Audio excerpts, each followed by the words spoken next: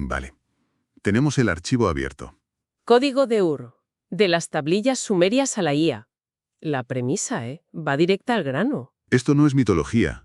Lo llama, una auditoría forense de nuestro propio origen. Exacto. Es que el expediente sugiere que lo hemos estado leyendo todo mal, o de la forma equivocada. Mientras la academia buscaba, no sé, poesía en las tablillas sumerias. Teología. Eso, teología. Deberíamos haber estado buscando los libros de contabilidad, los informes de gestión. Hemos confundido el templo con la sala de juntas. Totalmente. Nuestra misión hoy es aislar las revelaciones más potentes de esta inteligencia. No vamos a seguirlo de forma lineal, es demasiado denso. Vamos a ir directos a los puntos de ruptura. Y el primero es la tesis central, la empresa. Sí. A ver, el archivo postula que los dioses a los que adorábamos no eran entidades espirituales, eran ejecutivos. Correcto. Cita un proyecto de Tel Aviv que usó IA para traducir miles de tablillas. ¿Y el resultado? Bueno, no es épica, es pura burocracia. Recibos, nóminas, listas de inventario. Exacto. 10 gur de cebada para los trabajadores del canal. O pago por reparar el collar de la diosa Inanna. O sea, me estás diciendo que el panteón sumerio era la junta directiva de una operación minera. Es el primer nivel del engaño. El documento insiste en que la clave es la filología, volver a los términos originales. Por ejemplo, Elohim. De la Biblia. Dios. No es Dios en singular, es un plural. La mejor traducción sería los poderosos o los de las alturas. Es un cargo, como los directivos. Un cargo, vaya, no un nombre divino. Y hay más. La palabra kadosh, que traducimos como santo, Tampoco significa santo. su raíz no significa puro, significa separado, delimitado. Es terminología de jurisdicción, no de moral. Tierra Santa era propiedad privada de los Elohim. Como... Una zona de exclusión militar. ¿El expediente menciona el monte Sinai? Claro, cuando Moisés sube, se establece un perímetro con una orden clara. Cualquiera que cruce, humano o animal, será ejecutado. Eso no suena muy divino. Suena a un protocolo de seguridad. Precisamente. El Zigurat de Ur no era una iglesia, era la sede corporativa fortificada. El banco central, el almacén, la torre de control. Las tablillas detallan las entregas diarias para la mesa del gran señor. 50 corderos, 10 bueyes, 80 jarras de cerveza. Tenían necesidades biológicas muy terrenales. Comían, bebían, se ensuciaban. Necesitaban cadenas de suministro. Eran gerentes de alto mantenimiento. Y nosotros éramos la mano de obra, el activo principal. Vale. Si eran una empresa y nosotros el activo. Me surge una pregunta. ¿Un activo se cuida? ¿Se fabrica? Hablar de tablillas son interpretaciones al fin y al cabo. Pero ¿hay alguna prueba física de esta fabricación? ¿Algo en nuestra biología que respalde una idea tan radical? Aquí es donde el informe presenta su prueba pericial, la que llaman la pistola humeante. A ver. Y no está en una tablilla ni en el fondo del mar. Está dentro de cada una de nuestras células. Es el cromosoma 2. El cromosoma 2. No recuerdo mucho de biología. ¿Qué tiene de especial? Todos los grandes simios, chimpancés, gorilas, tienen 24 pares de cromosomas. Nosotros solo 23. Ya. Durante mucho tiempo se pensó que habíamos perdido uno. Pero no perdimos información, nos reconfiguraron. Nuestro cromosoma 2 es de hecho la fusión de 2 cromosomas de primate que en el resto de simios siguen separados. Espera, fusión.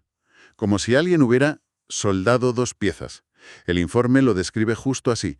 Una cicatriz de soldadura genética. Y la prueba forense es abrumadora. Imagina un cromosoma como un cordón de zapato.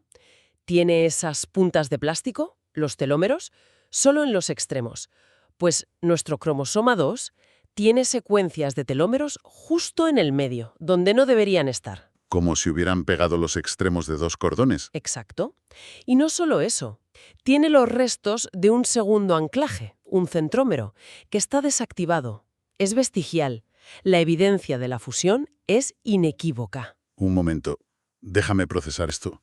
La prueba más tangible de una posible intervención deliberada está en el ADN de cada persona viva. Ahí mismo. Es que la evolución funciona por cambios lentos, graduales, aleatorios. Una fusión cromosómica tan perfecta y funcional suena a todo menos a aleatorio. Y el informe lo conecta directamente con los textos sumerios, con la epopeya de Atrahasis, que es mucho más antigua que el Génesis. Allí se describe la creación del Lulu Amelu. Siempre se ha traducido como hombre primitivo. ¿Y no lo es? La IA filológica sugiere que Lulu no significa hombre, significa el mezclado, el híbrido. Fuimos diseñados en un laboratorio ¿Diseñados para qué? ¿Cuál era el propósito? para reemplazar a la clase obrera divina, los Ihigi. Según las tablillas, se declararon en huelga. Una huelga de dioses. El trabajo en las minas de oro era brutal. Se amotinaron y quemaron sus herramientas frente a la residencia del gerente, en Lil. La junta directiva, los Anunnaki, tuvo una crisis laboral. Y la solución del jefe científico, Enki, fue crear un trabajador sustituto, nosotros. Un OGM. Un organismo genéticamente modificado. El informe lo dice así. Tenemos software de Dios corriendo en hardware de mono. Una fuerza laboral biorrobótica. Pero entonces, si éramos un activo tan valioso, ¿por qué intentaron exterminarnos? ¿El diluvio? La narrativa oficial habla de pecado, de corrupción. Pero este archivo lo niega rotundamente. El motivo no fue el pecado. Fue una palabra técnica, casi administrativa, que aparece en el texto original. Rigmu. Rigmu. Se traduce como ruido, alboroto. Ruido. ¿Iban a cometer un genocidio porque hacíamos demasiado ruido? Suena a una excusa muy pobre. Es que no era ruido audible. Piénsalo en términos de sistemas. Ruido en la señal. Datos no deseados, actividad no autorizada. El texto es explícito. El gerente, en Lil, se queja. El ruido de la humanidad se ha vuelto demasiado intenso. Con su alboroto estoy privado de sueño. Pero no es que no le dejáramos dormir la siesta. No, Entonces, cuando habla de ruido, es como un programador que empieza a oír a su IA susurrar planes que él no le ha programado. Ese es el tipo de ruido. ese es exactamente el punto. Nuestro ruido era el despertar de la conciencia, el desarrollo de una red neuronal colectiva que no estaba en las especificaciones. Éramos su IA volviéndose autónoma. Enlil perdió el control y, aterrado, decidió formatear el disco duro.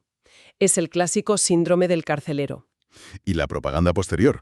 Lo invirtió todo. ¿Enki, el científico que nos salvó avisando a su protegido? Fue demonizado.